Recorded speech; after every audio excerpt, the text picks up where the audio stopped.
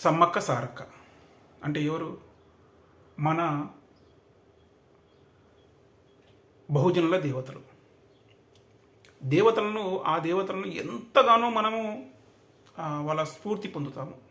ఎందుకంటే వాళ్ళు కాకతీయ రాజుల మీద పోరాటం చేసి రాజ్యాన్ని స్థాపించిన వాళ్ళు. పన్నుల విషయంలో పన్నులు ఎందుకు కట్టాలి, అనవసరంగా పన్నులు వసూలు చేస్తే మేము ఎందుకు కట్టాలి నీకు పన్నులు అని చెప్పేసి పోరాటం చేసి మరీ రాజ్యాన్ని వాళ్ళు స్థాపించిన వాళ్ళు. ఎవరు అంటే ఆల్రెడీ రాజ్యం ఉంది, కానీ మీ రాజ్యం నుంచి అంటే మీ దగ్గర నుంచి మాకు పన్నులు కావాలని చెప్పేసి వచ్చిన కాకతీయుల రాజులకు వాళ్ళు బుద్ధి చెప్పిన వాళ్ళు సమ్మక్క సారక్కలు. అయితే ఒక వీడియో చూపిస్తానండి మీకు. సమ్మక్క సారక్కలు దేవతలు కారంట. వాళ్ళొక సమ్మక్కల సారక్కలను మనం పూజించడం, మనం మొక్కడం ఒక చెడు అంట, అది మంచిది కాదంట అని చెప్పేసి ఒక పెద్ద మనిషి అంటున్నాడు. ఇక నేను అనడం ఎందుకు, మీరే చూడండి ఆయన ఏమంటున్నాడు అనేది. సరేనా? నా నోటి నుంచి చెప్పను, మీరే వినండి. ఓకేనా? అసలు సారక్క సమ్మక్క ఎవరు? పోనీ అదే దేవతల ఇక్కడ బ్రహ్మలోకంలో దిగి వచ్చిన వాళ్ళ ఏమిటి చరిత్ర? అదేదో ఒక అడవి దేవత, ఏదో ఒక గ్రామ దేవత. సరే చేసుకొని అక్కడ ఉండేవాళ్ళు, చదువుకున్న వాళ్ళు, పెద్ద పెద్ద వ్యాపారస్తులు. ఆ పేరు బ్యాంకులు పెట్టేశారండి. తర్వాత దట్ బికేమ్ ఏ బిజినెస్ నా. అన్యాయం చేశారండి. అది ఒక చెడు నువ్వు సమాజంలో కావాలని వ్యాపింపచేస్తున్నావు. అర్థమైంది కదా? సమ్మక్క సారక్కలను మన ఆదివాసి, గిరిజన, ఎస్సీ, ఎస్టీ, బీసీలు పూజించే దేవతలు ఒక చెడు అంట. చిన్నజీయర్ స్వామి గారు అంటున్నారు. అంటే నేనేం చెప్తున్నా అంటే మీకు, మన భారతదేశంలో ఎస్సీ, ఎస్టీ, బీసీలు ఎదగడం ఈ అగ్రకులము అని చెప్పే వాళ్లకు ఇష్టం లేదు. మన దేవతలను కానీ మన సంస్కృతిని కానీ వీళ్ళు ప్రేమించరు, వీళ్ళు ఆహ్వానించరు. అర్థమవుతుంది కదా? ఇప్పుడు ఈ స్వామి చెప్పిన మాటలతో అర్థమవుతుంది కదా? వాళ్ళు చెప్పినవి మాత్రమే మనం పూజించాలి, వాళ్ళు చెప్పినవి మాత్రమే మనం ఆకర్షించాలి. మేము అందరి దేవుళ్ళని పూజిస్తాం. శివుణ్ణి ముఖ్యంగా మా ఇంట్లో శివుణ్ణి పూజిస్తాం ఎక్కువ మేము. తర్వాత రాముని గుడికి వెళ్తాం, మొక్కుంటాం, కొబ్బరికాయ కొట్టాలంటే కొడతాం. కంపల్సరీ కొట్టుడే ఉంటుంది, కొట్టకపోవడం అనేది ఉండదు, కొడతాం. ఉండిలు దయచేసి 10 రూపాయలు 5 రూపాయలు ఎంతో కొంత తోసినాను, మా పిల్లలకు తోసినాను, పిల్లలు అవి వేసుకుంటాం. మా ఊళ్ళోనైతే సిద్ధరామేశ్వర స్వామి గుడి ఉంది, అంటే శివుడు అంటాం మేము.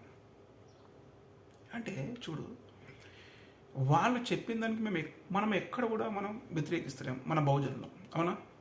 వాళ్ళు ఎవరైతే బ్రాహ్మణులు కానీ ఇంకా అగ్రకులాలు కానీ ఏమైతే చెప్తారో వాళ్ళు చెప్పిన దానికి మనం వ్యతిరేకిస్తున్నాం. కానీ మన సంస్కృతిని, మన దేవి దేవతలను ఎందుకు వ్యతిరేకించాలి? వాళ్ళు ఎందుకు వ్యతిరేకించాలి? ఆలోచించాలి. బహుజన సమాజమా ఆలోచించాలి. ఇలా వ్యతిరేకిస్తే దేనికి మంచిది, దేనికి చెడు? మన భారతదేశంలో ఉన్న వాళ్ళందరం ఎస్సీ, ఎస్టీ, బీసీలు అందరం హిందువులే అంటారు కదా. మరి ఇక్కడ ఎవరు వేధిస్తున్నారు హిందువులను? వాళ్ళే కదా. నేను చెప్పడం ఎందుకు, మీకే అర్థమైంది కదా. ఆయన ఏమంటుండ్రు? సమ్మక్క సారక్కలు దేవుళ్ళు కారు అంటారు. దేవుళ్ళు కారు అన్నప్పుడు అంటే ఎస్సీ, ఎస్టీ, బీసీలు హిందువులు కారు అన్నట్లు లెక్కన, అంతేనా? అంటే ఆ దేవతలకు మొక్కే వాళ్ళు హిందువులు కారు అన్నట్లు లెక్కన. ఎందుకంటే ఎందుకు ఇవన్నీ? మనకు కొన్ని వేల మంది, లక్షల మంది, కోట్ల మంది సమ్మక్క సారక్క జాతర జరుపుకుంటారు. ఎక్కడి నుంచి వస్తారు? బయట దేశాల నుంచి వచ్చి మన దేశంలో సమ్మక్క సారక్క ఆదివాసి జాతర జరుపుకుంటాం.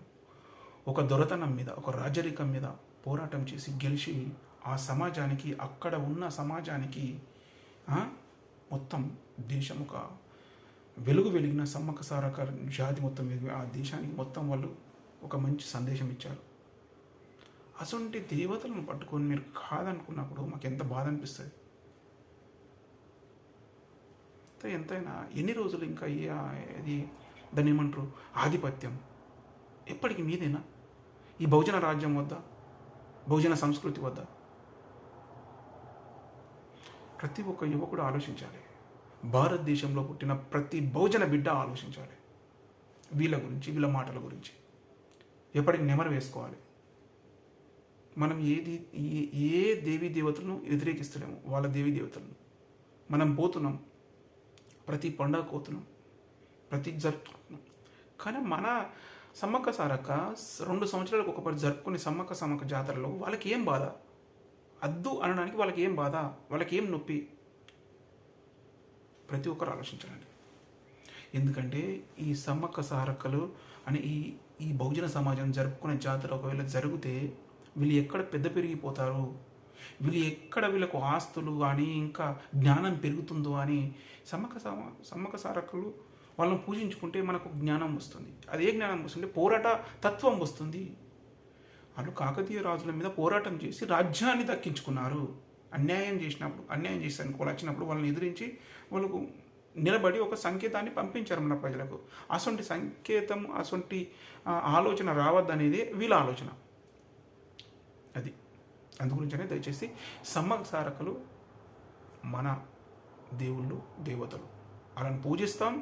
వాళ్ళకు మనం సమర్పించుకునే విధంగా దర్శనాన్ని మనం సమర్పించుకుంటాం. కానీ అద్దానికి మీరెవరు?